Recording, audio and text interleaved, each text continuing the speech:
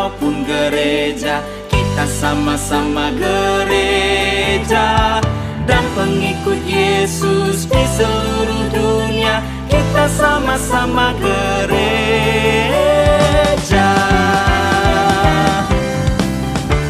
Gereja bukanlah gedungnya dan bukan pula menaranya. Bukalah pintunya, lihat di dalamnya. Gereja adalah orangnya. Aku gereja, kau pun gereja. Kita sama-sama gereja dan pengikut Yesus di seluruh dunia. Kita sama-sama gereja.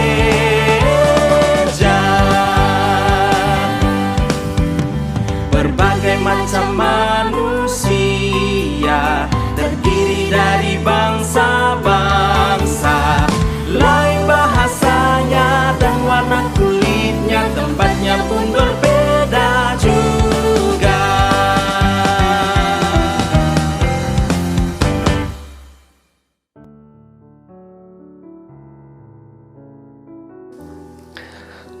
Shalom saudara. Firman Tuhan yang nanti akan kita dengarkan menyatakan dengan tegas bagaimana Allah memelihara bangsa Israel, cikal bakal dari gereja. Pemeliharaan itu dimulai dengan dijualnya Yusuf oleh saudara-saudaranya ke pedagang Midian, yang nantinya Yusuf akan dijual di tanah Mesir kepada Potifar. Saudara, meskipun saudara-saudara Yusuf ingin menyingkirkannya, Allah memakai tindakan itu untuk menggenapi rencana besarnya. Dia telah mengirim Yusuf lebih awal untuk menjamin kehidupan gerejanya, menyelamatkan Mesir dan mempersiapkan jalan bagi cikal bakal gereja. Mari kita mengambil saat teduh sejenak.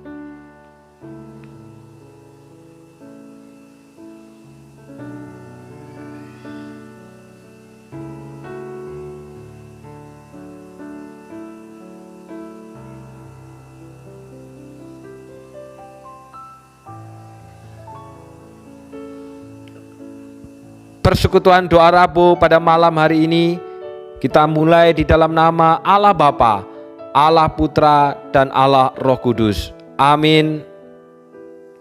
Saudaraku, hal inilah yang Yusuf nyatakan dalam pidato perkenalannya kepada saudara-saudaranya.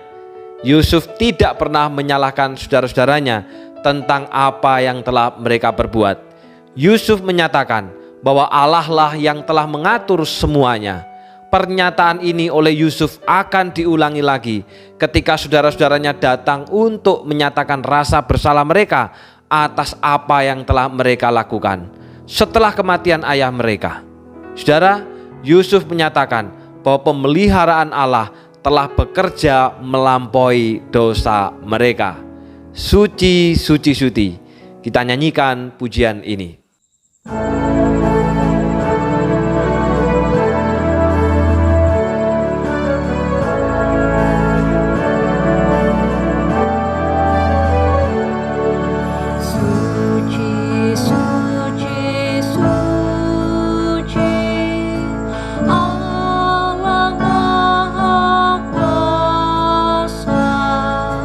Di setiap waktu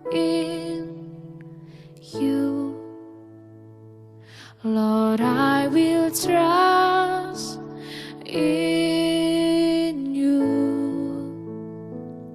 Lord, I will trust in you. My heart will trust in you.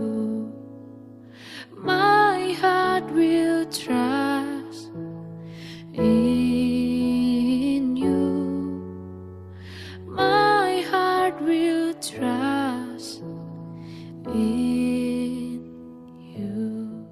Ketika itu Yusuf tidak dapat menahan hatinya lagi di depan semua orang yang berdiri di dekatnya. Lalu berserulah ia, "Suruhlah keluar semua orang dari sini." Maka tidak ada seorang pun yang tinggal di situ bersama-sama Yusuf ketika ia memperkenalkan dirinya kepada saudara-saudaranya. Setelah itu menangislah ia keras-keras sehingga kedengaran kepada orang Mesir dan kepada seisi istana Firaun. Dan Yusuf berkata kepada saudara-saudaranya, "Akulah Yusuf. Masih hidupkah Bapa?" Tetapi saudara-saudaranya tidak dapat menjawabnya, sebab mereka takut dan gemetar menghadapi dia. Lalu kata Yusuf kepada saudara-saudaranya itu, "Marilah dekat-dekat." Maka mendekatlah mereka. Katanya lagi, "Akulah Yusuf, saudaramu yang kamu jual ke Mesir. Tetapi sekarang janganlah bersusah hati dan janganlah menyesali diri karena kamu menjual aku ke sini. Sebab untuk memelihara kehidupanlah Allah menyuruh aku mendahului kamu. Karena telah 2 tahun ada kelaparan dalam negeri ini, dan selama 5 tahun lagi orang tidak akan membajak atau menuai. Maka Allah telah menyuruh aku mendahului kamu untuk menjamin kelanjutan keturunanmu di bumi ini, dan untuk memelihara hidupmu, sehingga sebagian besar daripadamu tertolong. Jadi bukanlah kamu yang menyuruh aku ke sini, tetapi Allah. Dialah yang telah menempatkan aku sebagai bapa bagi Firaun dan tuan atas seluruh istananya, dan sebagai kuasa atas seluruh tanah Mesir. Segeralah kamu kembali kepada Bapa dan katakanlah kepadanya, beginilah kata Yusuf anakmu, Allah telah menempatkan aku sebagai tuan atas seluruh Mesir. Datanglah mendapatkan aku, janganlah tunggu-tunggu. Engkau akan tinggal di tanah Goshen dan akan dekat kepadaku. Engkau serta anak dan cucumu, kambing domba dan lembu sapimu, dan segala milikmu. Di sanalah aku memelihara engkau, sebab kelaparan ini masih ada 5 tahun lagi, supaya engkau jangan jatuh miskin bersama seisi rumahmu dan semua orang yang ikut serta dengan engkau. Dan kamu telah melihat dengan mata sendiri, dan saudaraku Benyamin juga, bahwa mulutku sendiri mengatakannya kepadamu. Sebab itu ceritakanlah kepada Bapa segala kemuliaanku di negeri Mesir ini, dan segala yang telah kamu lihat. Kemudian segeralah bawa Bapa kemari." lalu dipeluknyalah leher Benyamin, adiknya itu, dan menangislah ia, dan menangis pulalah Benyamin pada bahu Yusuf. Yusuf mencium semua saudaranya itu dengan mesra, dan ia menangis sambil memeluk mereka. Sesudah itu barulah saudara-saudaranya bercakap-cakap dengan dia. Ketika dalam istana Firaun terdengar kabar bahwa saudara-saudara Yusuf datang, hal itu diterima dengan baik oleh Firaun dan pegawai-pegawainya. Lalu berkatalah Firaun kepada Yusuf, "Katakanlah kepada saudara-saudaramu, buatlah begini, muatilah binatang-binatangmu dan pergilah ke tanah Kanaan. Jemputlah ayahmu dan seisi rumahmu dan datanglah mendapatkan aku, aku akan memberikan kepadamu apa yang paling baik di tanah Mesir, sehingga kamu akan mengecap kesuburan tanah ini. Selanjutnya, engkau mendapat perintah mengatakan kepada mereka, buatlah begini, bawalah kereta dari tanah Mesir untuk anak-anakmu dan istri-istrimu, jemputlah ayahmu dari sana, dan datanglah kemari. Janganlah kamu merasa sayang meninggalkan barang-barangmu, sebab apa yang paling baik di seluruh tanah Mesir ini adalah milikmu. Demikianlah dilakukan oleh anak-anak Israel itu. Yusuf memberikan kereta kepada mereka menurut perintah Firaun. Juga diberikan kepada mereka bekal di jalan.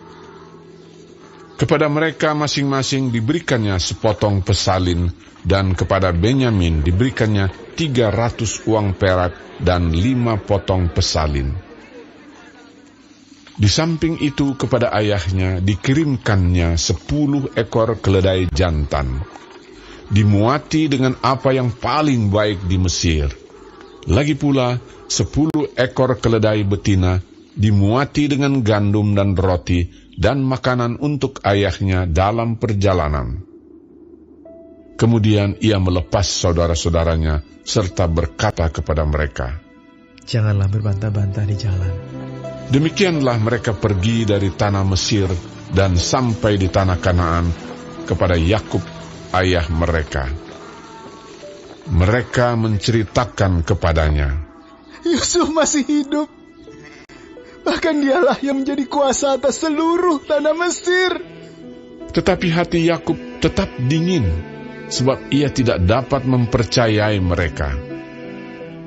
Tetapi ketika mereka menyampaikan kepadanya segala perkataan yang diucapkan Yusuf, dan ketika dilihatnya kereta yang dikirim oleh Yusuf untuk menjemputnya, maka bangkitlah kembali semangat Yakub, ayah mereka itu. Kata Yakub, Cukuplah itu. Anakku Yusuf masih hidup. Aku mau pergi melihatnya sebelum aku mati.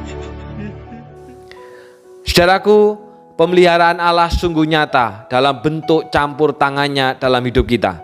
Rencananya tidak ditentukan oleh tindakan manusia. Allah dapat bekerja melalui segala tindakan apapun. Apa yang terjadi pada Yusuf dapat pula terjadi dalam kehidupan kita. Allah punya rencana yang indah ketika orang lain berniat jahat terhadap kita. Ingatlah bahwa mereka hanya Allah Tuhan. Kedaulatan Allah dan pemeliharaan Allah berada di atas dan melampaui tindakan-tindakan mereka terhadap kita. Allah turut bekerja untuk mendatangkan kebaikannya bagi kita. Waktu Tuhan, kita nyanyikan pujian ini.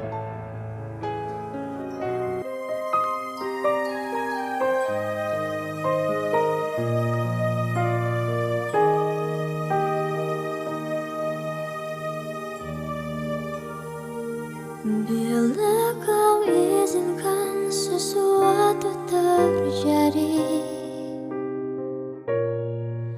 ku percaya semua untuk kebaikanku. Bila nanti telah tiba waktumu, ku percaya kuasamu memulihkan hidupku.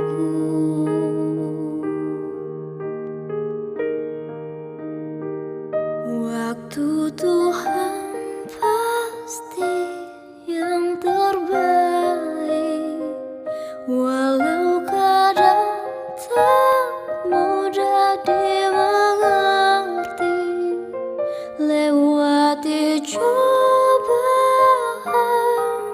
ku tetap percaya waktu Tuhan pasti yang terbaik.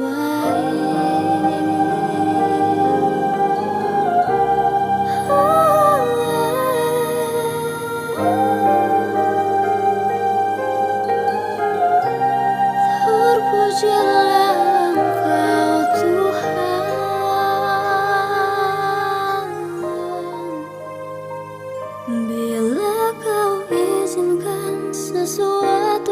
terjadi.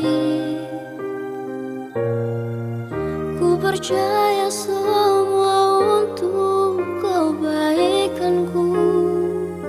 Bila nanti telah tiba waktumu, ku percaya kuasa-Mu memulihkan hidupku.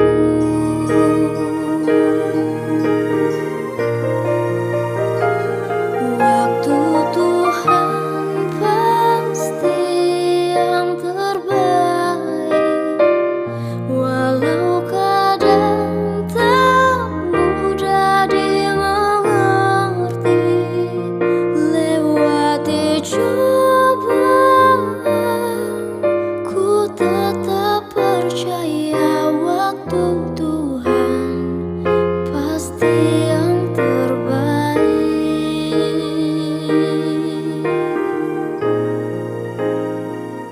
Waktu Tuhan pasti yang terbaik, walau kadang tak mudah dimengerti. Lewati cobaan, ku tetap percaya waktu Tuhan pasti yang terbaik. Waktu Tuhan pasti yang terbaik. Waktu Tuhan pasti yang terbaik.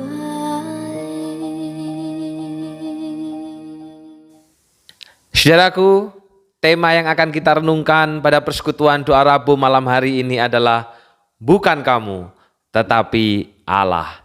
Mari kita berdoa. Bapa yang di surga, di dalam persekutuan doa ini, kami akan mendengar suara-Mu berbicara bagi setiap kami. Tolonglah hamba-Mu yang akan menyampaikan maupun kami yang akan mendengarkan di dalam segala keterbatasan, di dalam segala kesulitan. Oleh karena online itu, biarlah kami memiliki iman yang benar sehingga kami terus berjuang dan berusaha untuk mendekatkan diri kepada-Mu. Kiranya hati Tuhan yang disenangkan, kiranya nama Tuhan yang diberitakan, dan kiranya hanya firman Tuhan sendiri yang dimuliakan. Dalam nama Tuhan Yesus kami sudah berdoa. Amin. Saudara, apa yang saudara pikirkan apabila saudara memiliki kemauan, memiliki keinginan, memiliki keperluan, tetapi tidak diterima langsung oleh gereja? Kira-kira apa yang akan saudara pikirkan? Contoh, saudara ingin menikah, tapi tanpa bimbingan. Karena apa? Karena butuh cepat. Waktunya sudah mendesak, waktunya sudah mendekat. Sehingga saudara minta pernikahan diberkati gereja, tetapi dalam waktu yang singkat, tanpa ada bimbingan.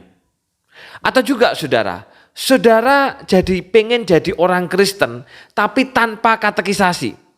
Alasannya apa? Karena usia sudah tua, tidak bisa belajar, sudah sulit membaca, sudah sulit mendengar. Jadi saudara pengen jadi orang Kristen tapi tanpa katekisasi, langsung dibaptis dan langsung jadi orang Kristen. Atau yang ketiga saudara ingin dibaptis, saudara pengen punya kartu baptisan, pengen punya nomor anggota, tetapi tidak mau ikut pembelajaran. Karena apa? Karena sibuk, karena keburu kuliah di luar kota, karena ada berbagai banyak kesibukan. Nah saudara, oleh karena kemauan ini, oleh karena keinginan ini, ternyata gereja tidak bisa menerima. Dan ketika gereja tidak bisa menerima, apa yang saudara pikirkan? Saudara, orang yang imannya tidak dipelihara dengan benar, tidak dibangun di atas dasar firman Tuhan, pasti akan berpikir bahwa gereja sudah membuat susah. Pasti akan berpikir bahwa gereja sudah membuat ribet. Kemudian pada akhirnya memutuskan pindah gereja, meninggalkan persekutuan, meninggalkan gereja, bahkan apabila perlu meninggalkan Tuhan. Karena apa? Karena sudah dibuat susah oleh gereja. Padahal saudara, semua itu adalah aturan. Bukan untuk kesusahan maupun juga untuk keribetan, tetapi untuk kebaikan kita sebagai umat Tuhan. So you are now ready to sacrifice your lives for one of your brothers. Why then did you not do the same for the other one? The one you said died when in truth you yourselves sold him into slavery. You know about Joseph? How? Because he's alive. Alive? He's here in this palace.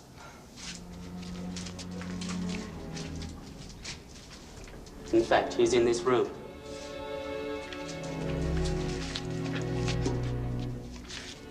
Leave us.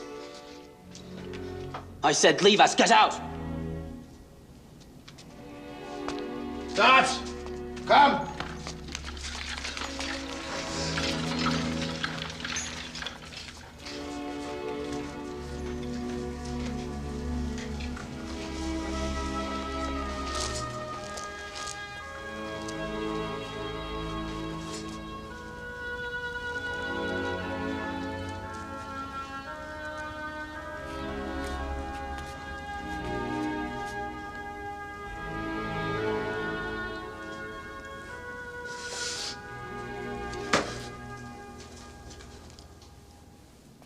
I am Joseph.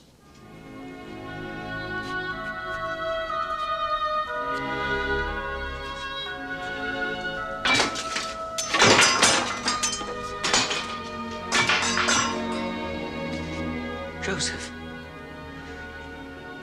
It is my brother Joseph.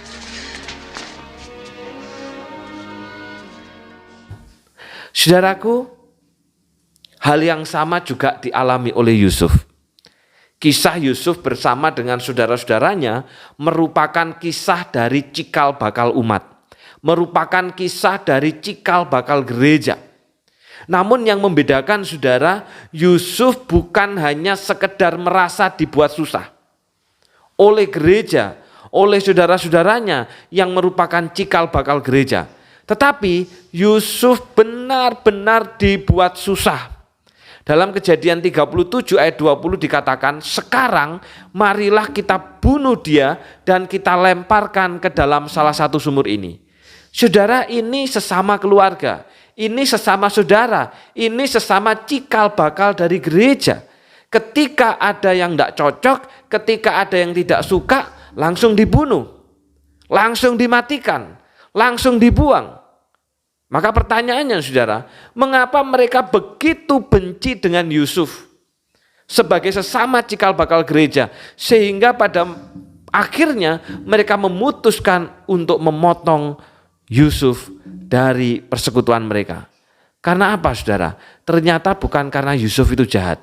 Sebaliknya dalam Kejadian 37 ayat yang kedua, karena ia melaporkan kepada ayahnya perbuatan-perbuatan jahat yang dilakukan oleh abang-abangnya. Saudara, Yusuf dibenci oleh saudara-saudaranya yang adalah cikal bakal gereja, bukan karena ia salah, bukan karena ia berdosa, bukan karena ia tidak taat aturan, tetapi oleh karena justru Yusuf ini membongkar kejahatan yang dilakukan oleh saudara-saudaranya, cikal bakal gereja. Salah satunya saudara, kejahatannya adalah perselingkuhan dari Ruben yang adalah kakak tertua, kakak sulung, kakak pertama yang seharusnya jadi contoh, yang seharusnya jadi teladan, yang seharusnya jadi pemimpin, justru memiliki hubungan yang tidak sehat dengan Bilha yang tidak lain adalah istri dari ayahnya atau mama tirinya. Jadi saudara, kalau pada waktu itu Yusuf membongkar kejahatan saudara-saudaranya, bukan karena ia gampang wadulan, bukan karena ia gampang lapor-laporin, enggak saudara. Namun karena Yusuf itu begitu mengasihi mereka, begitu mengasihi cikal bakal gereja. Dan Yusuf tidak ingin cikal bakal gereja itu hidup di dalam kejahatan. Sebaliknya Yusuf ingin supaya cikal bakal gereja hidup dalam kebenaran. Jadi saudara, yang namanya kasih itu tidak selalu berupa pemberian atau sesuatu yang menyenangkan. Tapi kasih itu juga bisa berupa teguran, bisa berupa ingatan atau peringatan. Untuk apa saudara? Supaya kita tidak makin jatuh pada kesalahan. Tetapi persoalannya saudara, tidak semua orang suka ditegur. Tidak semua orang mudah untuk diingatkan. Tidak semua orang bersedia untuk diperbaiki. Bahkan lebih banyak orang yang menyukai apabila kedapatan melakukan kesalahan, dia lebih memilih untuk didiamkan. Bahkan juga dibiarkan. Nah saudara, oleh karena itulah maka saudara-saudaranya ini atau cikal bakal gereja ini berupaya untuk membuat susah hidupnya Yusuf. Membuat susah hidupnya orang yang telah membongkar dosa mereka. Dan kesusahan itu dibuat oleh gereja, yaitu cikal bakalnya gereja yang adalah saudara-saudara Yusuf sendiri. Kemudian saudara, apa yang Yusuf lakukan? Ketika Yusuf ini dibuat susah oleh cikal bakal gereja, apa yang Yusuf lakukan? Apakah Yusuf pindah gereja? Apakah Yusuf meninggalkan gereja? Apakah Yusuf meninggalkan iman? Apakah Yusuf mencari pembelaan? Apakah Yusuf curhat di media sosial, saudara? Ternyata tidak. Nah, saudara, orang yang punya iman yang dibangun di atas dasar yang benar, yaitu firman Tuhan, saudara, maka ketika dia dibuat susah oleh gereja, dia tidak pernah meninggalkan Tuhan, dia tidak pernah meninggalkan iman, dia tidak meninggalkan persekutuan. Namun justru yang dilakukan oleh Yusuf dalam Kejadian 45 ayat 8 di sana dikatakan, jadi bukanlah kamu yang menyuruh aku ke sini, tetapi Allah. Saudara, saat itu Mesir merupakan bangsa yang memiliki banyak dewa. Dan mereka percaya bahwa dewa-dewa yang mereka punya itu sangat kuat. Buktinya apa? Buktinya pada waktu itu Mesir menjadi negara besar, menjadi negara yang disegani, menjadi negara yang ditakuti. Dan paling tidak saudara, lewat 10 tulah yang nantinya akan Tuhan berikan kepada bangsa Mesir, kita tahu ada 10 dewa yang hebat di sana. Contohnya saja Sungai Nil yang dianggap sebagai dewi kesuburan, ataupun juga matahari yang dianggap sebagai dewa pencipta. Jadi saudara, Mesir ini adalah tempatnya para dewa, tempatnya para Allah. Mau cari dewa, mau cari Allah model apapun, di Mesir itu ada. Artinya dalam kesusahan yang dibuat oleh gereja, oleh saudara-saudaranya Yusuf, Yusuf punya kesempatan untuk mengganti Tuhannya. Punya kesempatan untuk ganti Tuhan, saudara. Apalagi saudara, 13 tahun Yusuf menderita, baik sebagai budak, baik sebagai tahanan, maupun sebagai orang yang dilupakan. Dan sekali lagi, kesusahan ini terjadi atau dibuat oleh karena gereja, karena dia membongkar kejahatan saudara-saudaranya. Jadi saudara, apabila pada waktu itu Yusuf mau mengganti Tuhan, itu sangat mudah. Karena Mesir dipenuhi dengan berbagai dewa. Jadi kalau Yusuf mau meninggalkan gereja dengan mengganti Tuhan yang baru, gampang saudara. Namun ternyata Alkitab mencatat Yusuf tidak pernah mengganti Allahnya. Dia berkata, bukan kamu yang membawa aku ke sini, tetapi Allah. Dia tetap menyembah kepada Allahnya. Dia tetap mengakui Allah itu sebagai Tuhannya, walaupun dia sudah dibuat susah oleh gereja, dan itu karena membongkar kejahatan. Saudara, bandingkan dengan berapa banyak orang Kristen yang pindah agama, yang meninggalkan gereja, yang tidak mau pergi ke gereja, saudara, karena menganggap sudah dibuat susah oleh gereja, karena menganggap sudah dibuat ruwet oleh gereja. Padahal saudara, gereja tidak pernah buat susah. Hari ini saya katakan, saudara, enggak ada. Kalaupun tadi saya katakan kita mau jadi jemaat, ada bimbingan, mau menikah ada bimbingan, mau jadi orang Kristen ada pemuritan, ada katekisasi, itu adalah aturan supaya kita mantap di dalam iman. Sebaliknya saudara, Yusuf benar-benar dibuat susah, namun dia tidak pernah mengganti Tuhannya. Saudara, firman Tuhan ini mengingatkan kepada kita, jangan mudah mengganti Tuhan di dalam hidup kita. Apapun persoalan yang saudara alami, bahkan sekalipun kita dibuat susah oleh gereja karena melakukan kebenaran, jangan pernah mengganti Tuhan. Bagi orang yang memiliki iman yang dibangun di atas dasar firman, dia tidak akan mudah mengganti Tuhannya. Dan bukan hanya itu saja, saudara. Bahkan ketika Yusuf ini sudah dianggap Tuhan oleh orang Mesir, dalam Kejadian 41 ayat 42, di sana firman Tuhan katakan, sesudah itu Firaun meninggalkan cincin meterainya dari jarinya dan mengenakannya pada jari Yusuf. Saudara, yang dikenakan ini bukan cincin kawin, tapi cincin meterai. Pada zaman itu, saudara, cincin meterai ini sangat berharga. Karena cincin meterai digunakan sebagai pengenal identitas secara khusus, itu identitasnya raja. Jadi untuk menandai sesuatu, saudara, atau untuk mensahkan sesuatu, maka mereka tidak pakai tanda tangan seperti hari ini. Jadi kalau seorang pemimpin mau mensahkan pembangunan atau apa pakai tanda tangan, zaman itu tidak. Pakai apa? Pakai meterai. Karena di dalam cincin meterai itu tertulis nama mereka. Dan cincin meterai itu hanya satu, saudara. Jadi apapun, saudara, cukup pakai cincin meterai itu, maka bisa dilaksanakan. Jadi saudara, cincin meterai itu sangat penting bagi seorang raja. Dan luar biasanya, saudara, Firaun memberikan cincin meterai itu kepada Yusuf. Artinya, saudara, sebenarnya dia sudah menyerahkan kerajaannya kepada tangannya Yusuf. Dan Firaun, saudara, bagi orang Mesir itu dianggap sebagai Allah, dianggap sebagai dewa, dianggap sebagai Tuhan. Sehingga dengan menyerahkan meterainya kepada Yusuf, maka Yusuf pun juga dianggap dewa, dianggap Tuhan, dianggap Allah oleh orang Mesir. Saudara, sudah dianggap sebagai Tuhan. Sehingga sangat mudah bagi Yusuf untuk mentuhankan dirinya.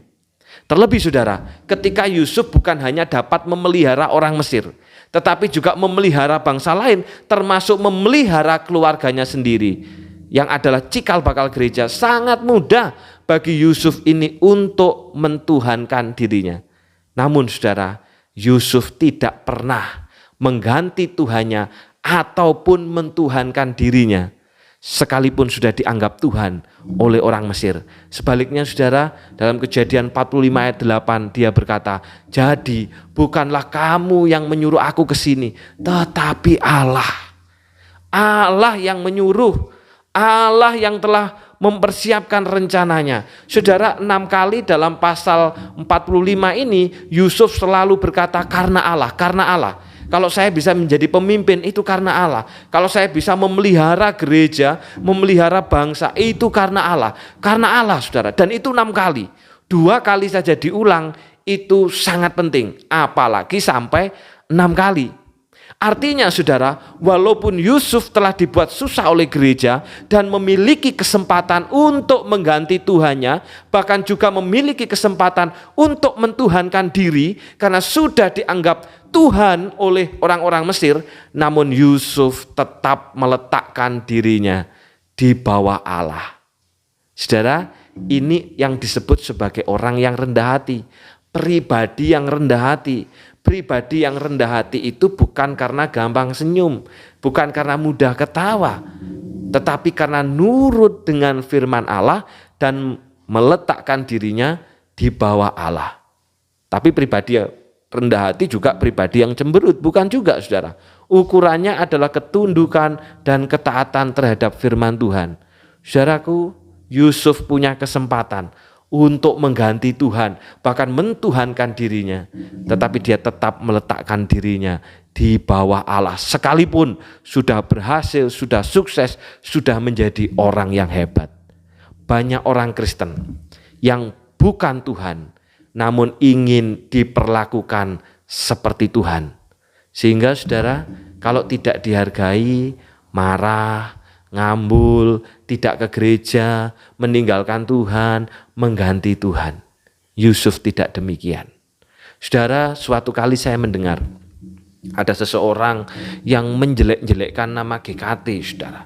Dia cerita, alah GKT itu munafik, GKT itu, dia ceritakan itu dengan sangat buruk, saudara. Ketika saya mendengar aja saya ngeri, saudara, dengan perkataannya. Belum lagi, saudara, kata-kata kotor itu keluar dari bibirnya. Lalu kemudian, saudara, saya bertanya kepada beliau, kenapa sampai sebegitunya? Tidak suka dengan gereja Kristus Tuhan. Lalu dia berkata, saudara, ya apa? Saya itu minta diberkati. Bukankah katanya kalau kumpul kebo itu dosa, itu perzinahan, itu percabulan. Saya benar, saya datang kepada pendeta, saya minta diberkati, tapi ternyata gereja menolak. Lalu kemudian saya tanya, lu kenapa menolak? Saudara, dia menceritakan banyak hal sampai akhirnya dia berkata, iya, karena saya mau diberkati untuk istri kedua saya. Baru saya sadar, makanya GKT nggak nerima, saudara. Karena ternyata pemberkatannya itu pemberkatan untuk istri kedua. Lalu dia berkata, saudara, Abraham aja istrinya 3, apalagi Salomo banyak. Saudaraku yang dikasih di dalam nama Tuhan. Ternyata saudara, ketika dia punya kemauan, ketika dia punya keinginan, dan keinginan itu tidak dituruti oleh gereja, saudara, karena keinginannya bertentangan dengan aturan dan firman Tuhan, dia menjadi marah, dia menjadi kecewa, dia meninggalkan Tuhan, dia menjelek-jelekkan gereja, dan dia lupa bahwa ketika menjelek-jelekkan gereja sama artinya menjelek-jelekkan Allah yang punya gereja. Saudara, bukan Tuhan, tapi ingin diperlakukan seperti Tuhan. Sehingga bukan dia yang nurut sama gereja, tapi gereja yang harus nurut sama dirinya. Ini yang paling banyak terjadi pada orang Kristen, saudara. Firman Tuhan hari ini mengingatkan kepada kita, saudara. Mari kita tidak mudah mengganti Tuhan, ataupun juga minta diperlakukan sebagai Tuhan. Sebaliknya dalam hidup kita, kita meletakkan diri kita di bawah Allah. Saudaraku yang dikasih Tuhan, saya menutup dengan ilustrasi berikut, saudara. Saudara, ini adalah sebuah mobil. Nah, saudara, kalau kita perhatikan mobil ini, pernah enggak saudara terpikir, kenapa kaca depan mobil, depannya driver atau depannya sopir, itu lebih besar dari kaca spion? Pernah enggak saudara berpikir, kenapa kaca yang depan itu kok lebih besar? Kenapa enggak dibalik? Kaca depan sopir itu lebih kecil, spionnya itu yang lebih gede begitu, saudara. Jadi kanan kiri kayak telinganya gajah gitu. Pernah enggak saudara berpikir begitu? Saudara, tujuannya adalah supaya kita lebih banyak melihat ke depan. Dan hanya sesekali kita melihat ke belakang. Karena yang ke belakang itu sudah lewat. Tapi mata kita itu harus tertuju ke depan. Demikian juga saudara, mungkin kita dulu suka diperlakukan sebagai Tuhan, mungkin kita dulu suka dihargai, saudara. Dan ketika kita tidak dihargai, kita merasa tidak dihormati, kita marah, kita kecewa, kemudian kita menyalahkan gereja, menyalahkan persekutuan. Tapi malam hari ini, saudara, mari kita menatapkan mata kita ke depan. Yang lalu itu sudah di belakang. Firman Tuhan mengajak kita supaya kita tidak minta diperlakukan seperti Tuhan dan menjadikan diri sebagai Tuhan. Tetapi sebaliknya, jadilah pribadi yang rendah hati. Dalam apapun, saudara, kita berkata, bukan kamu, bukan manusia, tetapi Allah yang berkarya atas hidup saya. Tuhan memberkati. Mari kita berdoa. Bapa yang di surga, kami bersyukur untuk firman-Mu pada saat malam hari ini, yang mengajar kami supaya kami tidak meletakkan diri kami sebagai Tuhan. Seringkali Bapa, kami ini bukan Tuhan, tapi kami ingin diperlakukan sebagai Tuhan. Kami minta dihargai, kami minta dihormati, kami minta dijunjung tinggi melampaui Tuhan. Tetapi hari ini firman-Mu mengingatkan kami dalam kehidupan persekutuan, biarlah kami menjadi pribadi yang rendah hati. Oleh karena kami meletakkan hidup kami, meletakkan diri kami di bawah kaki Engkau. Sehingga Bapa, apapun yang Tuhan berkati, Tuhan karyakan atas hidup kami selalu berkata, bukan kamu, bukan manusia, tetapi Allah lah yang berkarya atas hidup kami. Mampukan kami Bapa, sehingga persekutuan GKT Banyuwangi makin bertumbuh, makin maju, makin berkembang, dan makin menyenangkan hati Tuhan. Hamba-Mu mengingat Bapa untuk saudara-saudara kami yang pada saat ini sedang berada di dalam kelemahan tubuhnya. Berdoa untuk Ai Jayin yang baru dalam pemulihan pasca daripada operasi. Kiranya juga Tuhan tolong, Tuhan sertai, terlebih di dalam iman dan hatinya. Jika Tuhan sudah memberikan pemulihan secara jasmani, biarlah pemulihan itu rohani itu juga terjadi, makin terikat dengan perjanjian. Demikian juga Ai Iing, Suk Juan, di dalam pergumulannya hamba-Mu doakan. Kalau beberapa waktu lalu sempat sakit, sempat mengalami kelemahan, oh Tuhan, kiranya Engkau yang memulihkan dan berikan kekuatan di dalam iman dan hatinya untuk tetap percaya kepadamu. Pakailah anak-anak, pakailah menantu untuk memperhatikan orang tua yang mereka kasihi. Demikian juga pakailah cucu Andrew dan Aru yang tinggal bersama-sama untuk memperhatikan Bobo dan kungkungnya yang begitu mengasihi mereka. Tidak lupa juga berdoa ya Bapak untuk Ibu Indrawati bersama dengan Ibu Leli Susanti. Oh Tuhan, tolong kedua daripada anak-Mu ini, jadikan mereka sebagai orang-orang yang takut akan Engkau di dalam kesederhanaan imannya. Pakailah gereja-Mu untuk memperhatikan mereka, supaya mereka pun juga terus belajar hanya berharap kepada Tuhan saja dalam kesederhanaan mereka. Terima kasih Bapak, seluruh jemaat-Mu yang sedang bergumul berkaitan dengan kehidupan, baik dalam pekerjaan, kebingungan ketika harus memilih, bahkan juga dalam kehidupan keluarga. Tuhan tolong pimpin supaya hanya Allah sendiri yang berkarya di tengah-tengah tiap keluarga ini. Pikiran Kristus, keputusan Kristus, cara Kristus yang dilakukan dalam hidup mereka. Terima kasih Bapa, seluruh umat-Mu yang sudah setia mengikuti doa ini. Tuhan tolong pimpin mereka supaya makin hari mereka pun juga makin semangat, dan makin hari justru makin meletakkan diri di bawah Kristus, bukan sebaliknya makin mentuhankan diri, makin minta dihargai, makin minta dijunjung tinggi, dan makin minta dihormati. Terima kasih Bapa, dalam nama Tuhan Yesus kami sudah berdoa. Amin. Persekutuan doa malam kita pada malam hari ini telah selesai. Selamat malam dan Tuhan Yesus memberkati.